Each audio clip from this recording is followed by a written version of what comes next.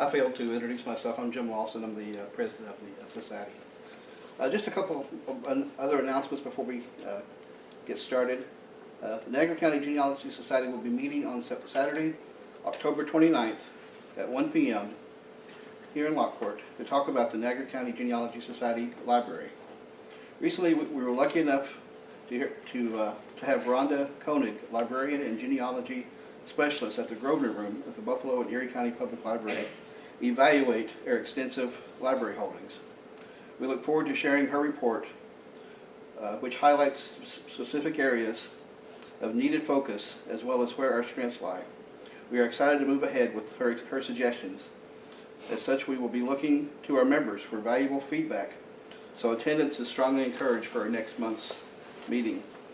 Also, our next month's meeting will also have board elections, so it's important that we have members come be here as much as they can. What time that is on October 29th? That's Saturday, October 29th at 1 p.m. 1. And that's at the... That's here. Library? It'll be here. Here? Yeah. Okay, any other questions before we get started?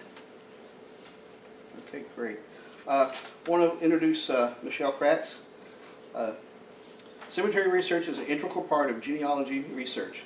Join us as Ann Kratts teaches us the importance of visiting cemeteries, how to find cemeteries, where your ancestors are buried, how to locate graves, how to make gravestone rubbings, what records are available, cemetery photo tips, online cemetery resources, and local helpful information. Michelle Kratz is a former Niagara Falls City historian, a local history librarian at the Lewiston Public Library, and has written, edited, or contributed to several books of local interest, including The Mist Tales of Spirit and Tragic End of Niagara, Haunted, True Tales of Niagara, Ann Edson Taylor, the Queen of Oakwood, Angels of the Battlefield, Niagara Civil War Past, the Italians of Niagara Falls, and I can't even pronounce this, and Juan Appetito, close enough, Niagara's early Italian-American culinary traditions, and From the Mouth of the Lower Niagara River. Her latest work, Niagara Falls in World War II, will be released by the History Press in November 2016. She holds degrees from Niagara University, the University of Toronto, and the University of New York at Buffalo. I'm pleased to introduce Michelle Kratz at this time.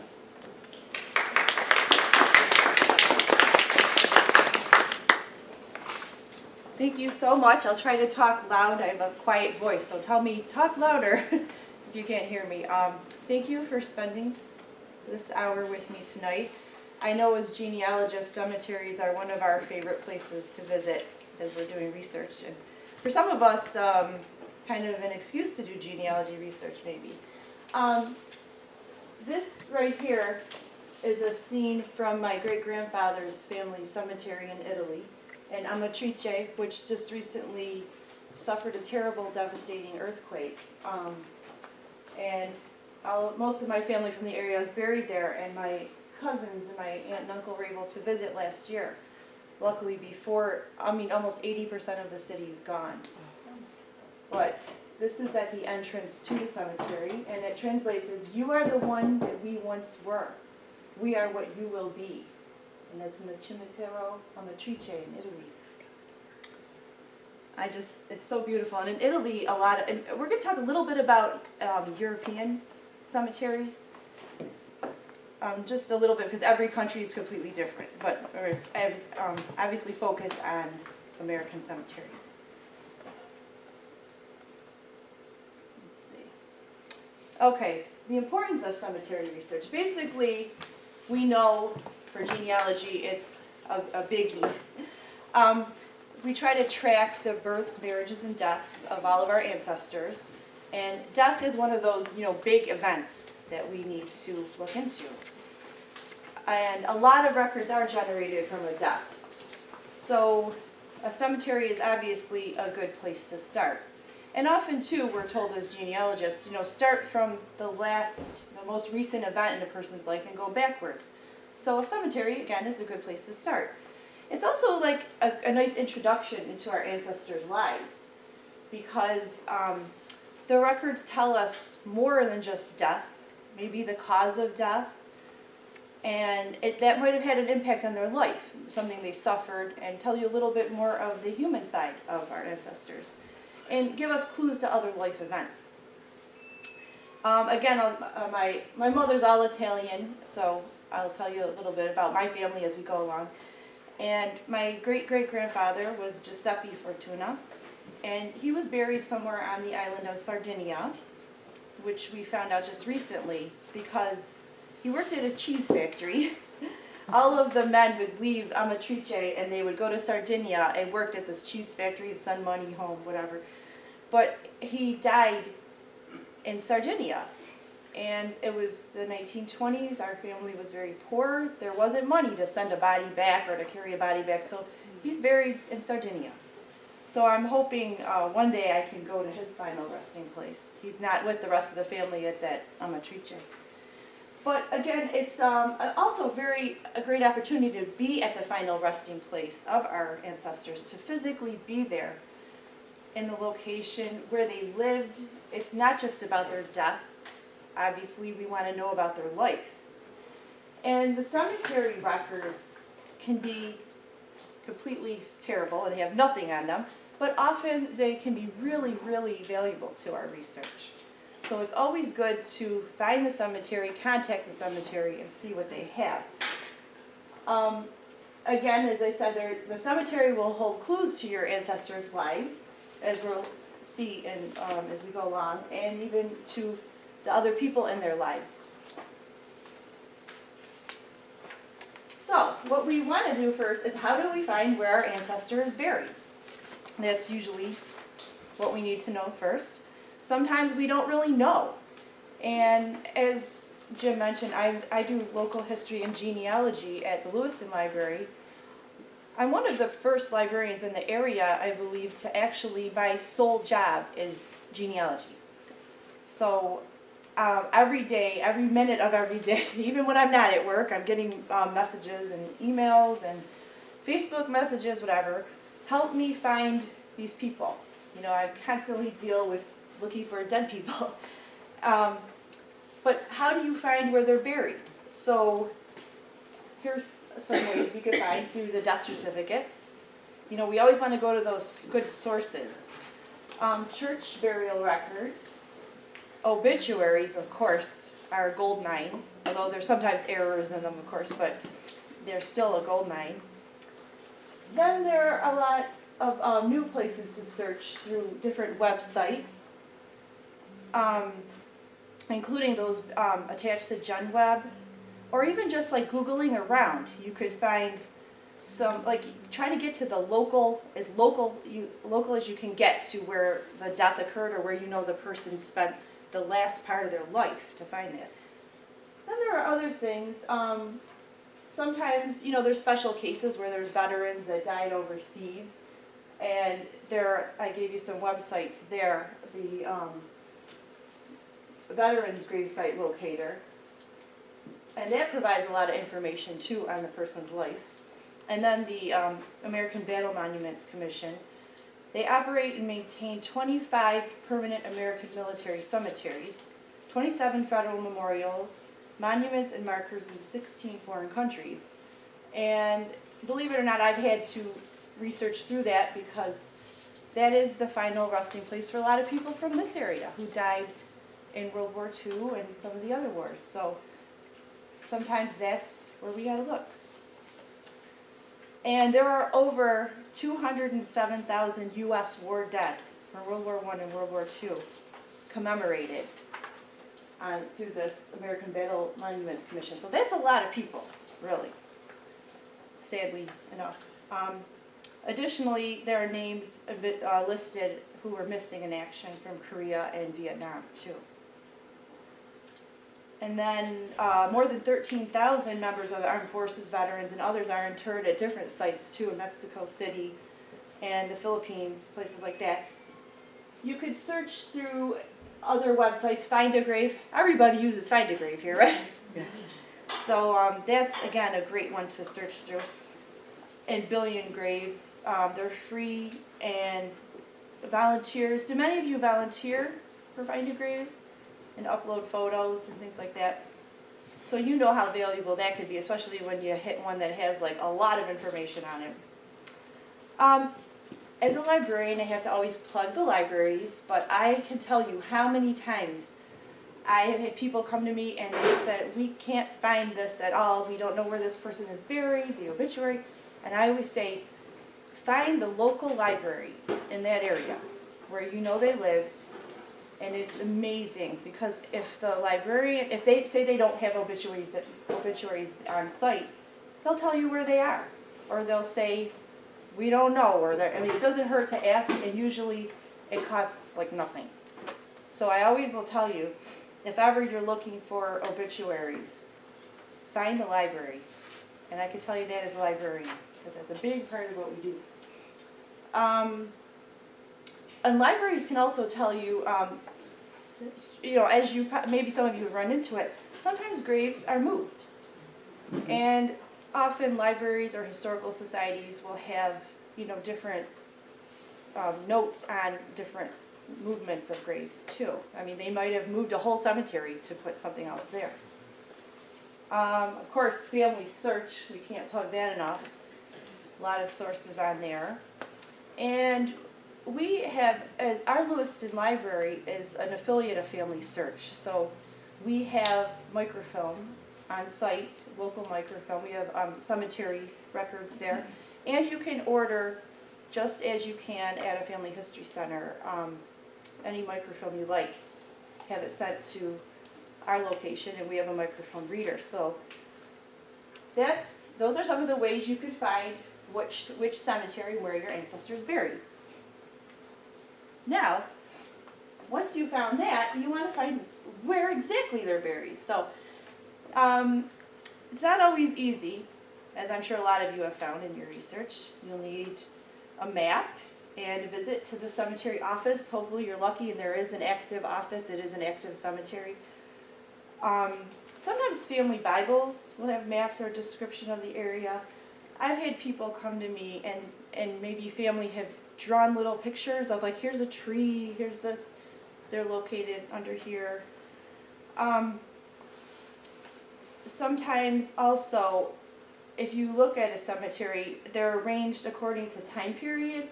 So like maybe there's 1940s deaths in this area, or influenza outbreaks in another area. There might be like a pauper section or whatever. Or the military veterans are buried in special areas, especially the Civil War. Around here you'll see a lot of the GAR graves. And the DAR graves, you see the markers on those. And often when children died, they're usually very often in single plots because the families hadn't purchased family plots yet. So, and especially if there wasn't a lot of money. I know in a lot of the graves in Niagara Falls area, our children are in a whole section by themselves in single graves. And then I always want to say too, well, again, look for family burial plots, obviously. Usually, you can have all the records you want, but when you go to the cemetery and you're walking around and you see the names and you're like, wait, this all looks familiar. So that can make sense. And also looking for the spouse, pretty much you're going to find them next to each other. But what I was going to say is, when you use common sense when you're doing genealogy research and cemetery research. What would you do in situations? Think about when someone dies, who is going to take care of it? Who are the people left? Where will they be buried? What was their financial situation at the end? Although sometimes it is surprising, in Niagara Falls at Oakwood, I volunteer at Oakwood Cemetery, which is the largest and most historic cemetery in Niagara Falls, the city limits. And some of our city's fathers and the most wealthiest people have the most humblest of graves. In fact, we couldn't even find James Trott's grave for a while. We knew where he was, but he didn't even have a fancy tombstone. We couldn't even find a tombstone, actually, until recently. It was kind of like buried underneath. But sometimes you'd be surprised, sometimes the wealthier people didn't have fancy ones, and some of the poorer people do. So It's always fun to visit the cemetery, and you never know what you're going to find. It's hard to discuss all this in 1 hour, so I'll do the best I can. Now, in the cemetery, all of us as genealogists, we like to kind of have fun in there too and hang out for a little while. And cemeteries were not made to be a dreary, horrible place. In Victorian times, they were a place where families would go and have picnics and enjoy the scenery, and they were beautiful places. And actually, when we get further, in countries around the world, burials are kind of going out of style. And in Germany, they're turning cemeteries into playgrounds and gardens. But I think that's pretty neat. Some people might be, that's horrible, but I don't know. I don't think it is that horrible. I think we're all human. It's, the circle of life type thing. But dowsing rods, we have actually used dowsing rods in the cemetery. Have any of you ever used dowsing rods? Mm-mm. Have you? Isn't it to find water?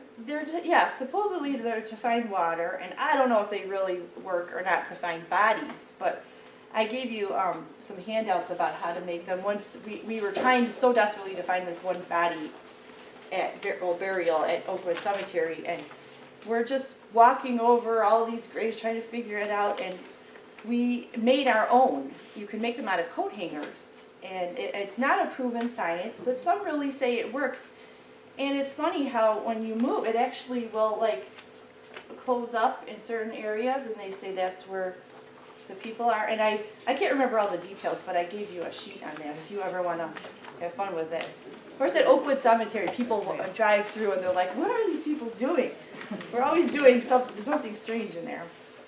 I also gave you, I don't want to go through everything tonight, but a cemetery research kit. There's a list on the handouts. Yes? Did it work? No, we did find it eventually, but not with the dowsing rods. Okay. But it seemed odd because you'd see like a, where you knew the body was, and you could see the way they would react would be just like where the body would be laying. It's very, very odd. I mean, some people think it's just crazy, but I don't know. But there's a list again of handouts. Some, be prepared basically when you go to a cemetery, because when you go, you're going to wish you brought something with you, and those are the sort of things. Like any maps you'd have, your camera and cell phone, notebooks, notes, grass clippers, measuring tape, a spray bottle with water. So many times, because in Oakwood Cemetery we do a lot of research, and we're sometimes actually digging for the graves because they have fallen and they're covered by inches of grass and dirt. So we have shovels and we shovel away, or you find them on the ground broken and you're trying to read them, and the spray bottle with water is really nice, or brushes. So we usually have a little bucket that we'll carry around with us. And again, to be safe, I gave you some stuff about that, obviously, depending on where you are. Niagara Falls, you might want to take extra precautions, times of day you're, but Oakwood's I find it very safe. But also, and even some cemeteries have snakes, so I have encountered that. That scares me more than anything. But some tips on reading the tombstones. Snow can be your best friend. Have any of you noticed that? Because it makes it brighter? Well, when you can't really read the tombstone and snow is on it, it goes in those little crevices, and you could read it, like the chalk. Yeah. But it's a safe way, non-destructive way. And we actually noticed that by accident once. It was a frigid cold day. We were out at the cemetery. We're like, oh, we can read this. Oh my gosh, because the snow, you could just grab a handful and wipe it on it, Also spray bottle of water. Yeah, oh, absolutely, absolutely. You just see it just open up before your eyes. Also, try different times of day. Different times of day, the way the sun is on the stones, it looks different. And one of my friends, Pete Ames, half of you know him, he and I were trying to find this one person's tombstone. We weren't sure, we were pretty sure that it was his, because the records sometimes are, sketchy going back that far. Gad Pierce, and he was a very prominent Niagara Falls person. We really wanted to know where he's buried. And and this tombstone that we believe is his is terrible. It's weathered so bad. So one day, Pete always goes to Wegmans a certain time in the morning, whatever, we would meet later. But he had to go earlier, and it was starting to rain, and dark and dismal. And he calls me and he goes, "I can read the tombstone this morning." It just cast a certain light, and he was able to make out enough that we knew it was his, the correct tombstone. So again, it sounds crazy, but different times of day, Chalk and shaving cream now are like not recommended, a big no-no because destructive. And rubbings are not always recommended either. So I'm going to show you something a little later in a second. Let's see, I also gave you a handout on cemetery photography tips. Now, has anyone used aluminum foil? I've heard of it, but I've never done it Yeah, myself. yeah. It will only work on certain type of it. You have to really press it. Maybe you could put it on certain parts. Yes. I've used it, and I use a soft toothbrush. Really? Just to lightly rub over the foil to get into the indentation. Was it effective for It you? was very good. Good. So try that next time. Bring your aluminum foil. Add that to your little bucket of things. But you could see, I don't know if you could see in this light, Yeah. but it's much more legible than before. Now, of course, we have to talk about the tombstone symbols. There's so many meaningful symbols, and you can find a lot of this, obviously, in books and websites. I give you a little bibliography in the back. Of course, I'm a librarian, you've got to have books. But you probably all have run into certain ones of these. And you see a lot of associations, like the Daughters of the American Revolution are prominent around here, American Legion, Woodmen of the World, the Oddfellows. Other symbols represent youth or life cut short, hands pointing toward heaven, military insignia or religious. We could do a whole class just talking about that, so I don't want to go into too much detail. The beehive, if you see those, those were often used by fraternal organizations, the busy bees in their little communities.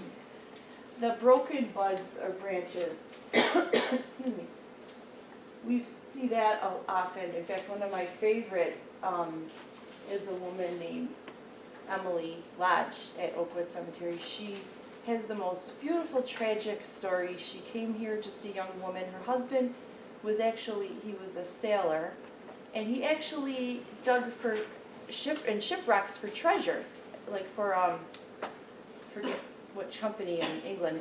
It was 1864, the war was going on. They came to visit Niagara Falls. Well, she got sick and she died at the beautiful Cataract House, and the war was going on, and her husband had to leave her here.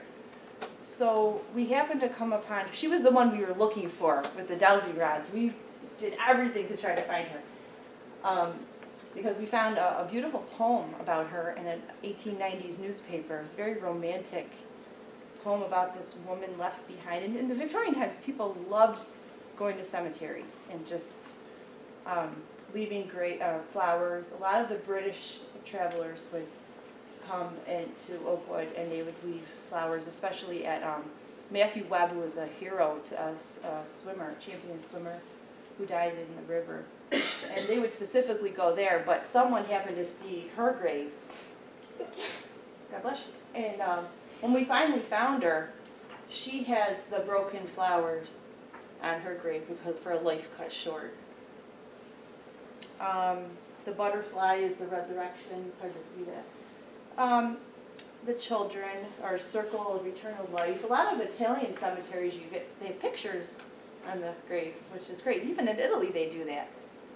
And they last. We have St. Joseph Cemetery in Niagara Falls, and it's amazing when you walk through and you see the faces of these people on these beautiful porcelain plates.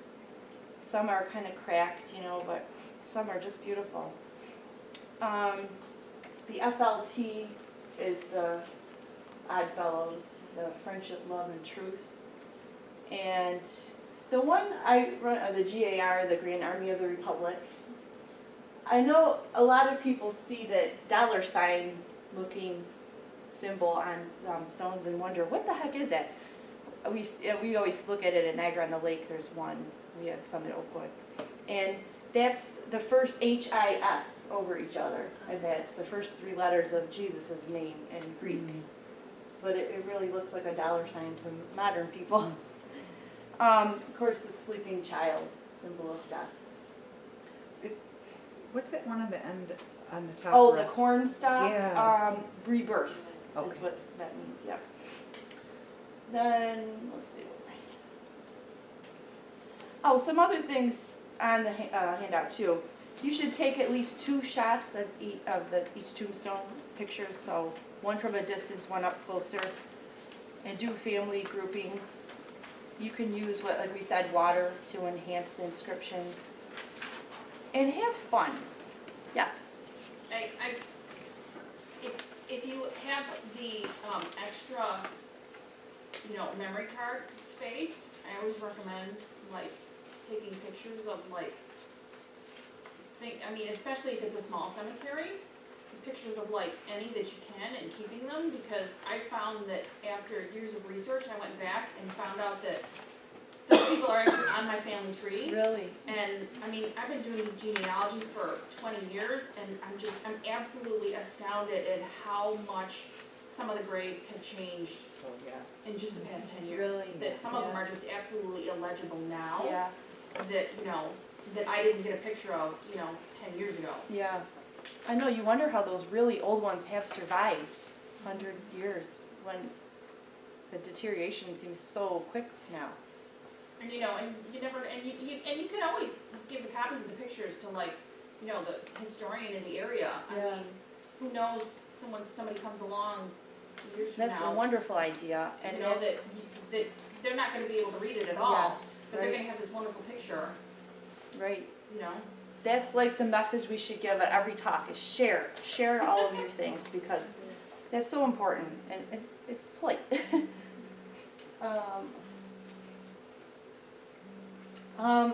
The Association for Gravestone Studies was founded in 1977 the purpose of furthering the study and preservation of gravestones.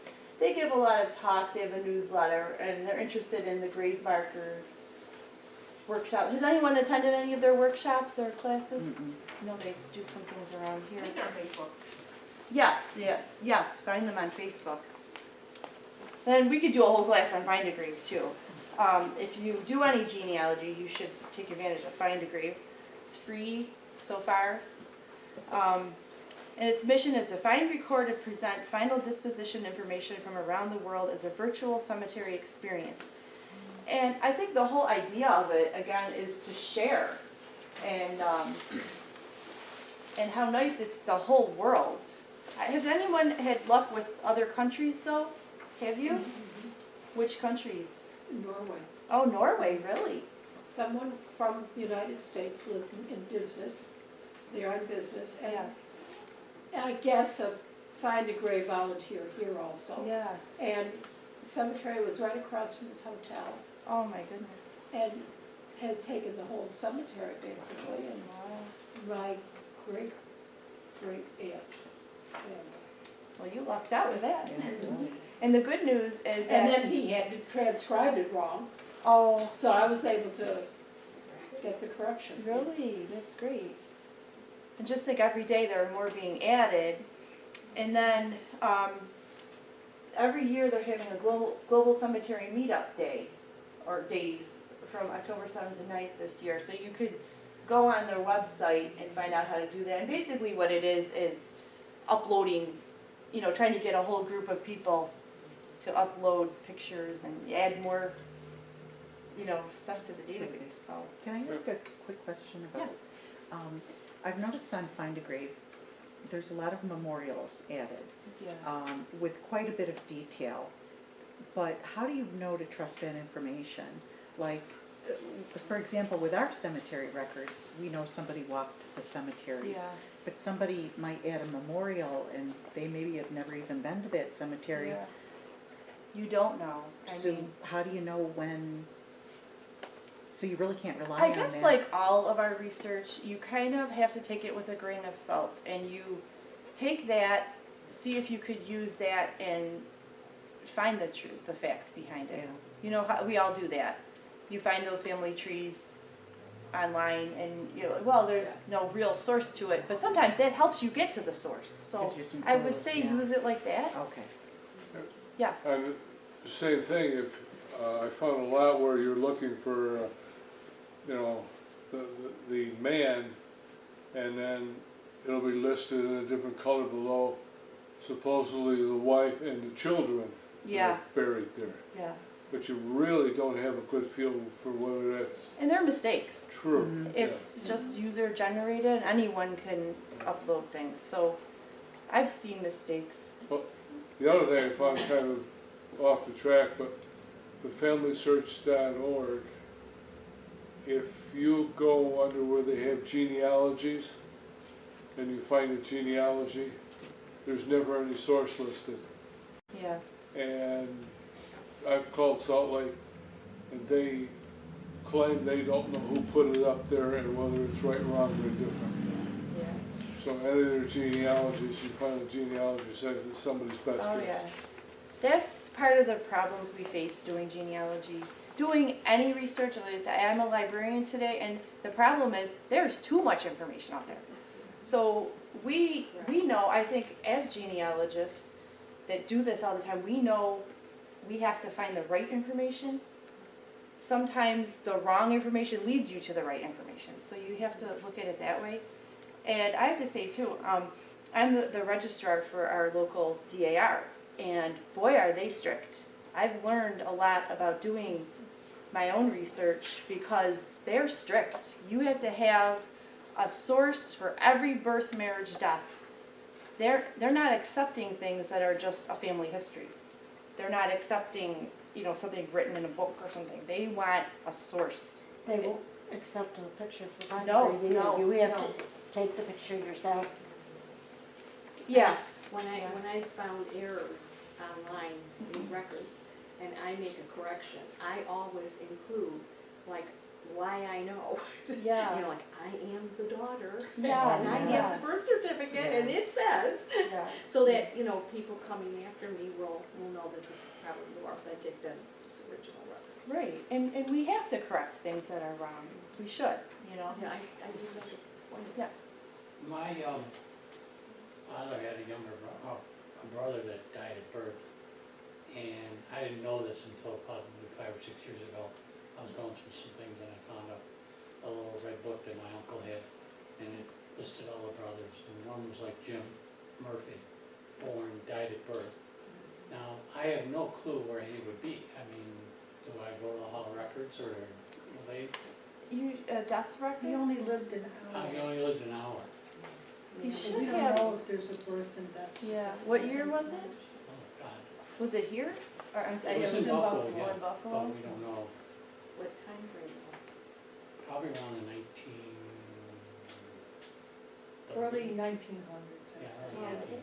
That There might be a record. I would, there should be a death record Yeah, for every early death. errors, sometimes I they mean, all do. these years that my mother was alive, she never told me. Yeah. Till we found this notebook and it was written. Oh, how sad. I would begin at the cemeteries where your family's buried. Right. Well, I know where his mother and father are buried. Might be on That would Mount, be a good, or he could be over, would be a good like my first aunt's firstborn.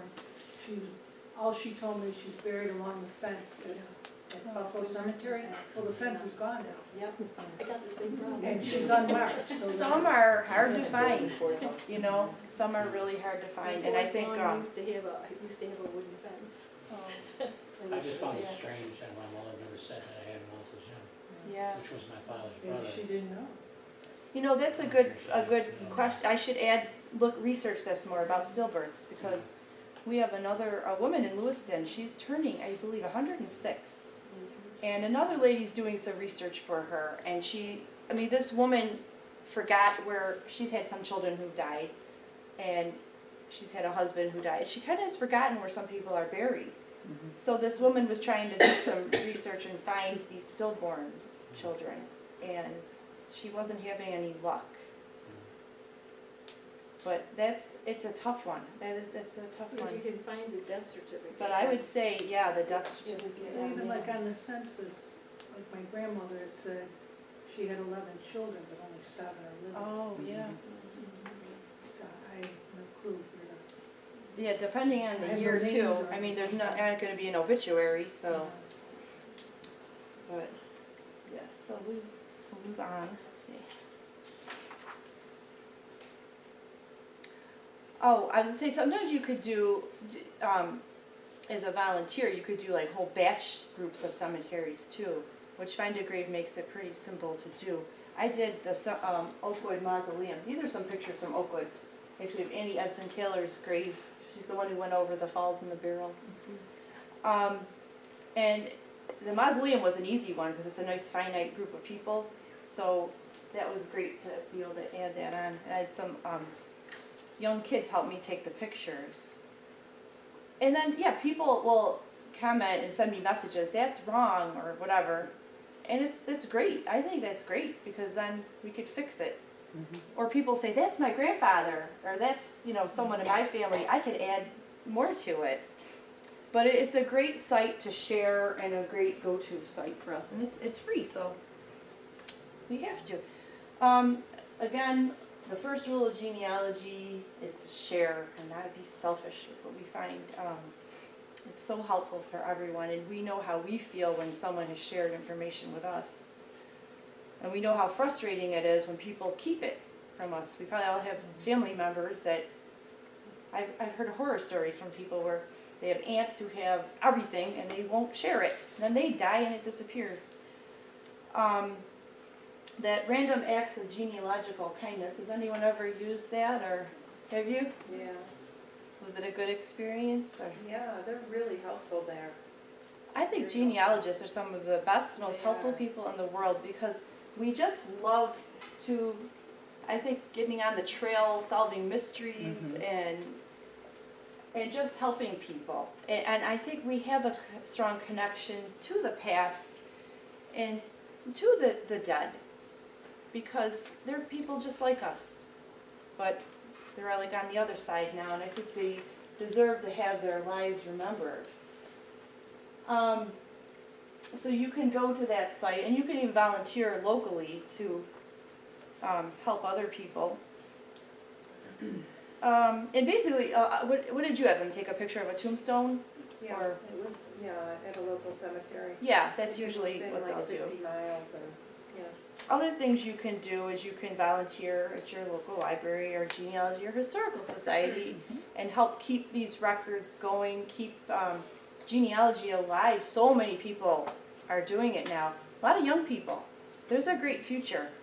And as we were talking earlier, I think the DNA is really catapulting genealogy because it's exciting. I mean, it's showing us this whole world stage that we're a part of, and we're finding that, maybe we're things that we didn't know we were. But it's very exciting.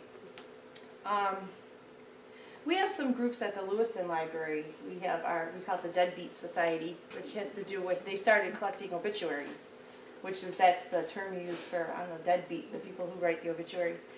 And we keep an obituary collection in the library. We have a database. We scan every Niagara Falls Gazette obituary.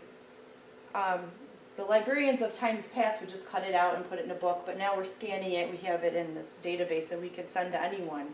And that's one of the first things people will request from me is an obituary. So we find that's our number one priority. We also have an Italian research group because we have a large Italian population in the area that seems to congregate to the library and want to do more with our family history, which is why we've done, actually we're working on our third Italians of Niagara Falls books. I don't know if any of you have seen any of them. We interview older people or even younger people, family stories, photographs, recipes. We're trying to capture the immigrant story, the real people's stories that maybe escaped any other kind of record, or like in a book, or they weren't important people. But I just love when people come in and they know that we want to cover the story of their grandfather. This one man, his grandfather built his own house, and he made all the bricks for the house, and the house still stands. So that's the type of stories we're into. And we're doing another book next year called Melting Pot, which is, because all the non-Italians are very jealous. So everybody's welcome, and we say, come in, give us your family history. And I think our other book, we sold over 1,000 copies, and all the money goes right back to the library. So we invite everyone, bring us your pictures, tell us about your grandma, her recipe for whatever, you know. Even if we have 20 recipes for the same thing, they're all different, you know. But anything that you could do to help and to volunteer is a great thing. Now when you're doing all this research, you know you end up with big piles of paper and a big mess.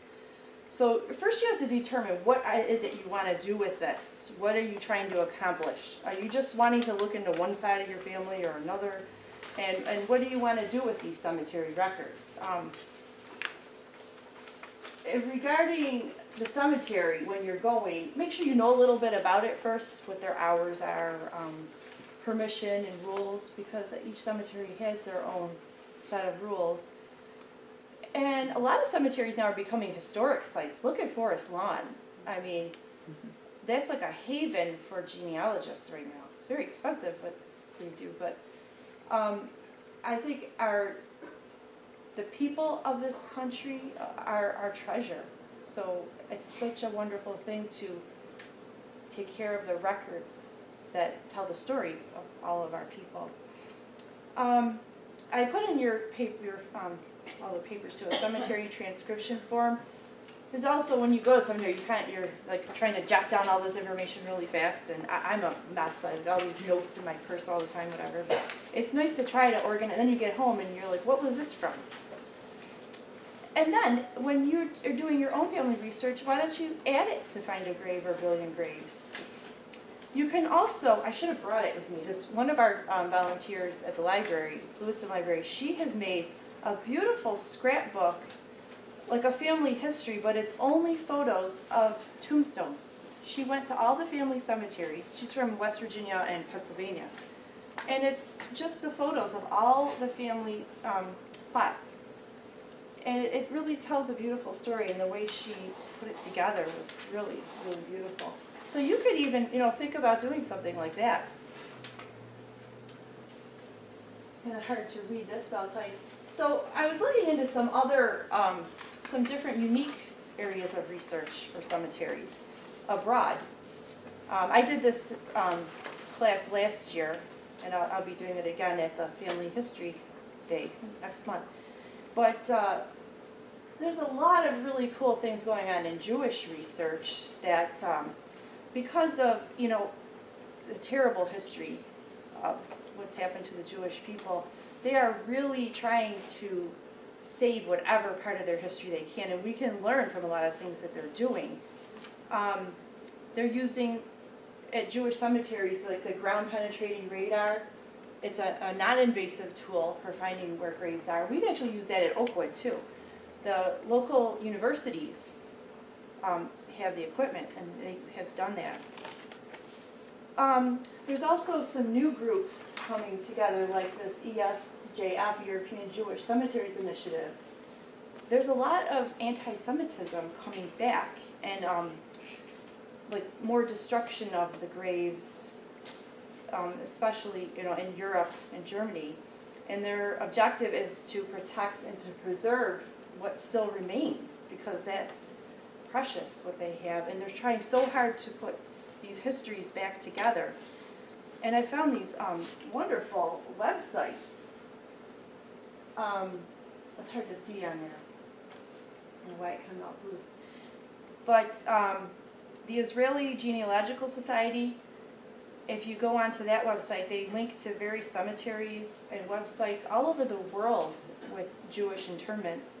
And then there's also a foundation for the documentation of Jewish cemeteries in Poland. Again, databases and databases of Jewish deaths. And the Jewish General Online Worldwide Burial Registry, more than 2 million names and other identifying information from cemeteries and burial records from around the world. And recently, I've been doing some research for someone who found they have relatives that died at Auschwitz. And oh my gosh, if anyone's ever gone to the website for Auschwitz, they have an incredible archives department. And it's not just, before in the past it would just be a general history, but now people really want to find out about individual people. And they have put every record they have that survived together, and there's a database that you can plug in a name and it will tell you detailed information. This one woman, it was just heartbreaking because she found through this database, through Auschwitz, she has a cousin who died, and he was about 21 years old, and he was not even Jewish, but so she doesn't know why he was there, what happened. Of course, they put all sorts of people there. Such a horrible history. But we contacted Auschwitz because we were able to find it on the database, and then they came back to us with the parents' names, the date of arrival, the date of death. I mean, it's unbelievable. So she has a lot to think about, but I didn't realize this was out there. I mean, this is just a little about Jewish records, but I found it very interesting. Every year I'll add something more to it. And interestingly, in much of Europe, have many of you traveled in cemeteries in Europe? Really? Okay. It's not as fruitful as American cemetery research because their burial plots are leased. And after so many years, you don't pay, they bury someone else there. So even though they have those beautiful graveyards all over Europe, not really that great for the genealogist. But again, you can go to death records because if you know the person was buried there, at least you have that information. And then there are death records available through such as Family Search and Ancestry.com. It's a Père Lachaise cemetery in Paris, which is one of the world's most beautiful. And it's hard to see on here, but those are some Italian records from Family Search, which is just wonderful. We probably all use Family Search for records. This was just a fun little, I gave you this page, just how they say the word cemetery or graveyard in different countries of Europe. Actually, this website has a lot of interesting things about surname and stuff like that. German funeral sermons are spectacular. Has anyone ever used any of those? Any Germans in here? They were generally given only for the wealthy class, but they were published and they contain amazing amounts of information. And this is an example of it. Thousands are available on Family Search. And there's a picture of the cemetery, now playground in Germany. Okay. And also gardens. I mean, what a perfect place for a garden.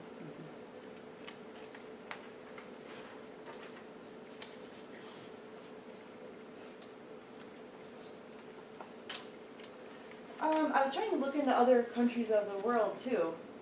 And in Africa, there are some, the East Africa cemeteries and memorials. They contain records of burials from Kenya, Tanzania, and Uganda. And many of those are war graves, so you could look that up. In South Asia, British and European dead in South Asia. And Australia, the National Library of Australia make it very easy to access cemetery and burial records online. But it's hard to cover every country in the world. As I said, none of them are as good as American. This is just some fun facts. This is considered the oldest cemetery in the world. This is in Dakika in the Ethiopian desert where Lucy was found. You've all heard of Lucy. She's 3 million years old. So then what would the definition of a graveyard or a cemetery be? Isn't that I guess just a burial. I mean, where you would purposely bury somebody? Right, As opposed right. to somebody just Yes, decayed where they fell right. dead. Well, usually even in the caveman people, they Yeah. get a spot. Yeah, that's true. Yeah. Yeah, and so often they would bury, we were just discovering, we have this beautiful collection of Native American pieces in our library that it's like in a case, and there's arrowheads and pipes. There's this beautiful comb piece that looks like 1,000 years old or something. And we finally found all the paperwork, and it was from a burial mound on Ridge Road. And they believe, the article was from the 1930s, that they found about 50 graves, skulls and skeletons, whatever, but they also found they would bury, that's how they know it was like a burial, it's like a mound. They buried special things. The men had like arrowheads, the women had more like combs. Personal and life, personal, yeah. But we have them hanging up in a box like that at the library, and now we're like, oh, that's pretty neat to know. Although one psychic was in the library and said, that's not good. That's not good. The burial site was, disturbed, and you have pieces hanging up in the library, but anyhow. This is the oldest known cemetery in the United States. Miles Standish Burial Ground in Duxbury, I don't know if I'm saying that right, Massachusetts. And a lot of the pilgrims are buried there. In fact, one of Janet Demzella, she was our former director of the library, she's now a DAR member, and she just got her papers from the Mayflower Society, but her grandparents are the Aldens, John and Priscilla, and they're I told her, that's the oldest cemetery, it's the oldest maintained cemetery in the United States. Obviously there's burial mounds and things like that, but she's like, wow. She's been doing her genealogy, and she can't believe the stuff that she's finding. The largest cemetery in the world, it's hard to believe. I don't know exactly how. Wadi as-Salam, Valley of Peace, Islamic Cemetery in Najaf. 1,485.4 acres and contains 5 million bodies. Can you imagine? You can see how tight it is there. Yeah, how would you ever find your relatives? I don't know. Yeah, that's a good question. So, you probably have seen some of these books. These are some of the popular books about cemeteries and even about the whole death industry. At Oakwood, we have a death cafe. We meet every quarterly, right on the cemetery, and it's an international organization where we meet and we talk about death, right in the middle of the cemetery. It started in London. And it's actually a very uplifting thing, because once you talk about death and you feel free to talk about it, you end up talking about life, and you end up really valuing life and thinking about the people that came before us and how important it is to remember them and how fragile life is. And some of these books kind of talk more about the whole history of death and dying in the world, which kind of goes hand in hand with what we do, because we deal so much with death, I think, as genealogists. All the photos pretty much all of the photos of the cemetery sites were from Oakwood Cemetery and by Shar. And the final, this is such a cool picture. Last year, there was like a whole herd of deer in the cemetery, right in the middle of Niagara Falls. We don't know how they spent the whole day, and Tim took videos and pictures, and you can see they were looking at him. They just ate all the flowers, and That's something. it's on Portage, yeah, yeah, yeah.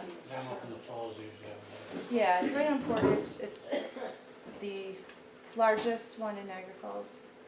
And they have terrific records there too.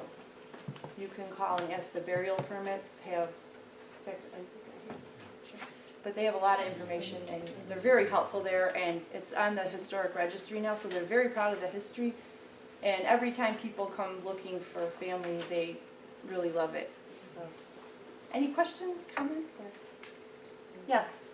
Just a comment, you're talking about photos of cemeteries. There's also a Facebook page, Tombstone Tourists. Oh, yeah. Yes, which you're permitted to post pictures of all kinds of tombstones in different cemeteries Yes. in and out of Western New York. Thank you for bringing that up. Facebook is a wonderful site too for sharing information and such as that. And a lot of time, Facebook is great too because it's so interactive, so you can ask questions and just connect with other people that have more knowledge of things than you do, or you could help other people again. Yes. I think